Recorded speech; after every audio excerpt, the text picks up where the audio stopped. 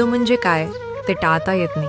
आपण केलेली कर्म ही कधी ना कधी भोगावीच लागतात, त्यातून सुटका नाही. म्हणूनच असं झालं नसतं तर बरं झालं असतं, असं केलं असतं तर आयुष्य बदललं असतं, हे सगळं विसरून जा.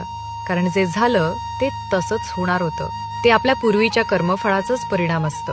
कंसाचा वध केल्यानंतर जेव्हा श्रीकृष्णाने वासुदेव देवकीची कारागृहातून सुटका केली, तेव्हा देवकी भावुक होऊन म्हणाली, कृष्णा, तू स्वतः परमेश्वर आहेस ना, तर मग तू कधीही कंसाचा वध करून आमची सुटका करू शकत होतास. मग 14 वर्ष आमचं दुःख का वाढवलंस?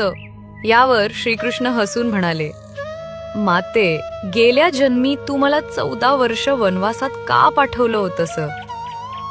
देवकी चकित झाली. ती म्हणाली, मी तुला वनवासात कधी पाठवलं? हे काय बोलतोयस? श्रीकृष्ण पुन्हा म्हणाले, माते, तुला आठवत नाही कारण ती घटना गत जन्मातील आहे.